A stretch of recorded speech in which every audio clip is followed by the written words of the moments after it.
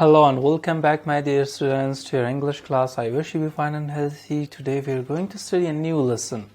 So let's start with the name of Allah, who is the most merciful, the most compassionate, and the most almighty. Today we are going to study the second lesson of Unit 12, and this lesson is in your Grade 9 English book, page 126 to 127.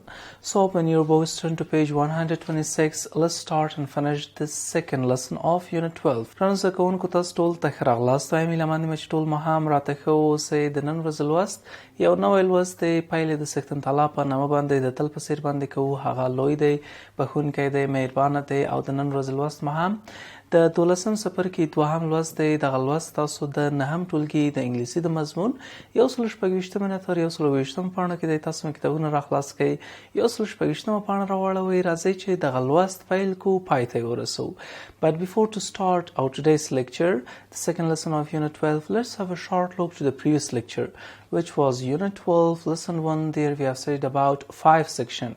Introduction to Unit 12, vocabulary, listening, language function, speaking.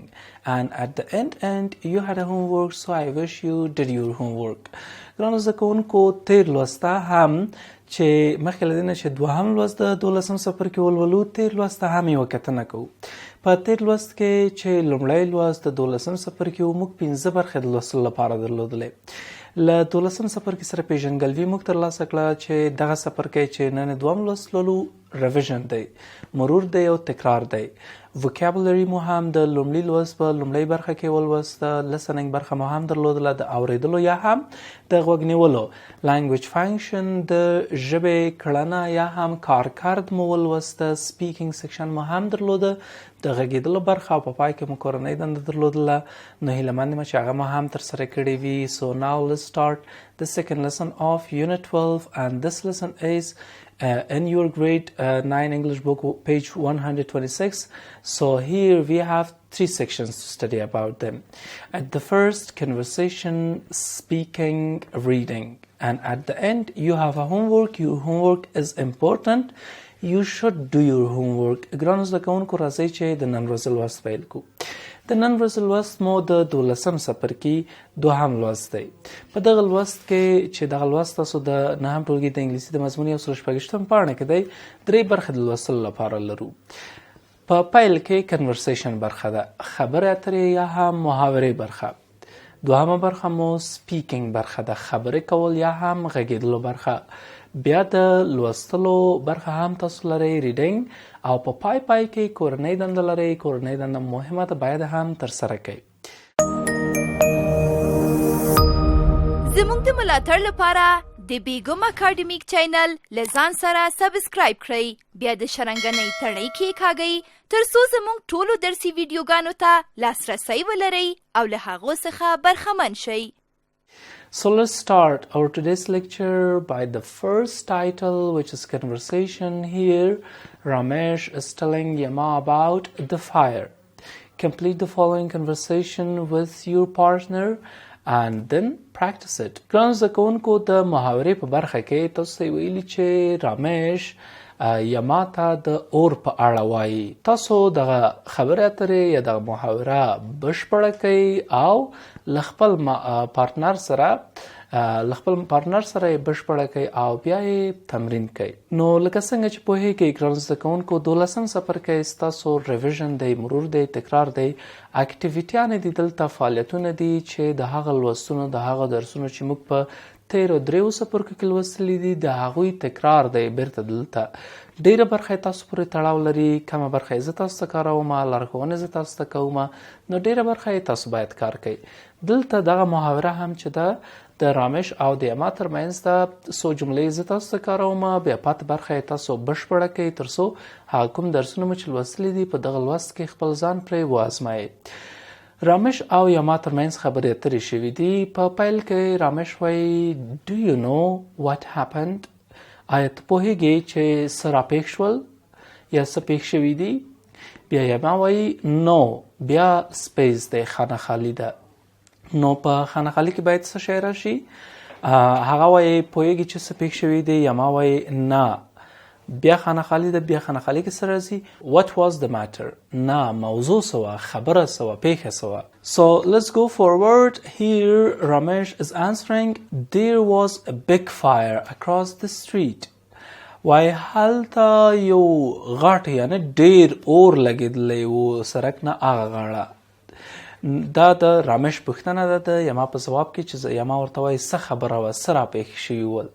بیا یما بیرته بله پوښتنه ورنه کوي چې how did you know، ته څنګه پوه شوې. بیا رامش وایي چې I was passing by when، دلته خانه خالی ده. وایي زه تېرېدمه کله چې وروسته چې شی راځي، مثلا کله چې راځي، کله چې ما ولیدل اور بلېده. when I saw there was a fire، کله چې مې ولیده هلته اور و. نو هره جمله تاسو دلته په خپل ذوق سره کولی شئ ولیکئ. بیا یما وایي چې did anyone get hurt، وایي آیا څوک ژوبل شوي هم ول. بیا رامش وایي چې yes هو many were injured، ډیر ژوبل شوي ول یا زخمیت شوي ول. while بیا خانه خالی ده کله چې اور په همغه اپارتمان کې دغه سړک په هغه غاړه کې لګېدلی و. دلته نو څه ډول جمله باید راشي چې دغه کنورسیشن سره مچ وکړي، ورته والی ولري. دا به تاسو پیدا کوئ. 3 خانه خالی دي او یوه ما تاسو ته کار کړه، راهنمایي هم درته کومه. بیا یې ما بله پوښتنه کوي چې how awful were you just watching، وایي څومره بد او تا یوازې وایي کتل. بیا رامش وایي actually په واقع کې I was helping people who were in the fire، ما له کسانو سره چې په اور کې ول مرسته کوله. نو دا د رامش ځواب دی، تاسو به په خپل ذوق باندې لیکئ. بیا یما وایي چې thanks Allah you're safe، وایي له سختن تعالی نه منندوی یم چې ته ښه په امن کې. نو dear students, this was the conversation section. The activity, you should do the activity and fill the blanks and space, and it's very easy. Now let's go forward to the other section, which is speaking here in groups. It means we have another activity. Talk about the firefighters, discuss how they put out the fire and what they do while the fire is blazing.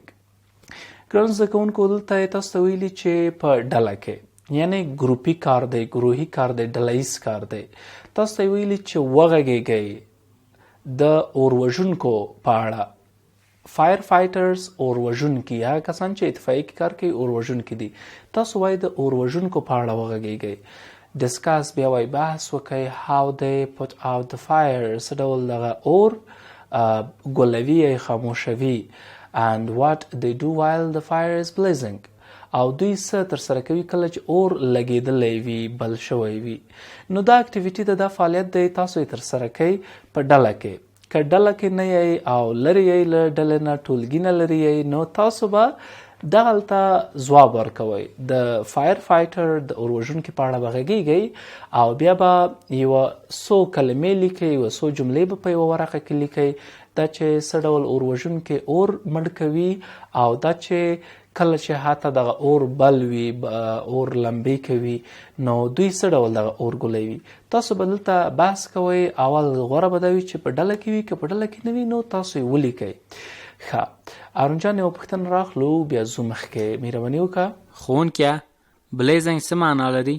He asked me what's the meaning of the word blazing. blazing ګرانو زده کوونکو ډېرې معناوې لري. blazing چې دی په اصل کې ورب دی د مشتعل ته وایي، یعنې شعلور ته. وړانګو ته هم وایي، همغه دی اور وړانګې چې دي. وړانګې کولو ته که چیرې فیل شي، وړانګې کولو ته هم وایي او بلیدلو ته هم وایي. په هغه سپیکینګ برخه کې هم تاسو ته په دې انسټرکشن لارښوونه کې تاسو ته وایي چې while the fire is blazing، وایي کله چې دا اور لمبې کوي یعنې شعلې وهي. نو دلته blazing دلته د بلیدلو په معنا ده، شعلې وهلو په معنا ده. نو په دې لږ چې ته هم پوه شوی اوسئ. So, dear students, let's go forward to the last section of our today's lecture, which is reading. Here, we are going to start by part A. Read the following passage carefully and tell its main idea to your partner. ګرانو زده کوونکو درېیمه برخې ته هم ځو چې لوستلو برخه ده. دلته د ای له برخې نه پیلوو. د ای برخه کې تاسو ویلي چې لاندنۍ عبارات لاندنۍ مقاله چې ده په غور سره ولولئ او بیا تاسو ویلي چې بیا هغه اصلي آیډیا هغه مین آیډیا هغه موخه یې وایي خپل ملګري ته ووایي. دغه پاسج هم چې دی عنوان دی یور آیډي پلیز وایي مهرباني ستاسو پیژندپاڼه هماغه تذکره یا بل د هویت کارت ته آیډي کارت وایي آیډي ورته وایي یا آیډنټیفیکیشن دی اصل کې. دلته دغه پاسج زه تاسو ته لولم ژباړم یې هم تاسو ښه ورته ځیر شئ. راځئ چې پیل کړم. Look at the identity card at the top of the page. وای د پاڼې په پورتنۍ برخه کې پیژندپاڼه وګورئ. Does any of this information define someone's true identity? آیا وای دغه معلومات د یو چا رښتینی هویت تعریفوي؟ It is traditions and customs that make up a true identity. اصل کې بیا ځواب دا ورکوي چې دا دودونه او رسمونه دي چې د یو چا رښتینی هویت رامنځته کوي یا یې هم تعریفوي. بیا جوړوي هغه دودونه او رسمونه دي. بیا راځي چې not names, figures of faces, نه نمونه او یا هم د مخونو ډولونه یا شکلونه. The differences between cultures are narrowing. وای د کلتورونو ترمنځ توپیرونه هم مخ په کمیدو باندې دي، یعنی کلتورونه سره یو ځای کیږي، نږدې کیږي. بیا راځي چې trends started in the West are immediately accepted in the East. وای هغه تمایلونه هغه ګرایشونه چې په لویدیځ کې پیلیږي سمدلاسه په ختیځ کې منل کیږي. د نړۍ لویدیځ او ختیځ چې دی. بیا راځي چې young people from different countries are becoming more alike. او ځوانان هم د مختلفو هیوادونو دوی ډیر ورته کیږي، یعنی یو ډول کیږي. They wear the same clothes, have the same haircuts, listen to the same type of music and eat the same type of food. دوی وایي یو ډول کالي اغوندي، یو ډول خپل ویښته کموي او یو ډول میوزیک ته یا هم ساز و سندرې ته دوی غوږ نیسي او اوري او یو ډول خواړه هم دوی خوري. په دوام سره راځي چې throughout the ages people have fought to keep their identity. وای د کلونو په اوږدو کې خلک وجنګېدل د خپل هویت د ساتلو لپاره چې زموږ هیواد کې دا ډیر مروج دی. However, nowadays teenagers refuse to lead the slow, quiet lifestyle of their older generations. په هر صورت مخکې خلک جنګېدل د دې لپاره چې خپل هویت وساتي، خو په هر صورت د نن ورځې ځوانان چې دي د خپلو زړو نسلونو د دوی هغه ورو او خاموشه ژوند ډول چې د هغه کوم ژوند چې دوی کوه له هغه څخه انکار کوي. بیا راځي چې they are turning their backs on culture and tradition. وای دوی د کلتور او دودونو په اړه خپل نظرونه وړاندې کوي. Sociologists fear that the day when the societies will lose their identity is not far. په همدې ډول باندې کارپوهان هغه هم ټولنیز کارپوهان دوی اندېښنه لري چې هغه ورځ چې ټولنې به خپل هویت له لاسه ورکړي دا لرې به نه وي دغه ورځ، یعنی دغه راپېښېږي. بیا راځي چې following other cultures will only make you a follower not a leader. د نورو کلتورونو تعقیب او څارل دا به یوازې وای تاسو نه څارونکی او تعقیب کوونکی جوړ کړي، نه یو رهبر. بیا راځي چې leaving your traditions behind makes you a slave to others. وای د خپلو دودونو پرېښودل به هم تاسو به نورو ته غلام کوي او غلام به هم جوړوي. بیا راځي چې this will make you lose your individuality and thus your freedom. او دا به وایي تاسو ته ستاسو انفرادیت او په دې توګه ستاسو ازادي به هم له لاسه ورکوئ. بیا راځي په پای کې تاسو ته وایي چې so be proud of your culture and tradition. نو وایي تاسو هم ویاړ وکئ په خپل کلتور باندې او په دودونو باندې. Be an independent person. یو آزاد او خپلواک شخص اوسئ. So dear students, this was our today's lecture. I wish you learned a lot. The B part of your reading section is your homework. ګرانو زده کوونکو دا زموږ د نن ورځې لوستو B برخه د لوستلو د برخې ستاسو کورنۍ دنده ده. دلته تاسو ویلي summarize the above passage in your notebook. پاسنی عبارت هم خلاصه کړئ، لنډې کړئ او په خپلو کتابچو کې ولیکئ. هماغه مو کورنۍ دنده ده. تر دې چې بل لوست تاسو ته وړاندې کوم، تاسو په سکتم ته لاس سپارم. د خدای په امان. د بل درس له پیل وړاندې لنډه دمه اخلو.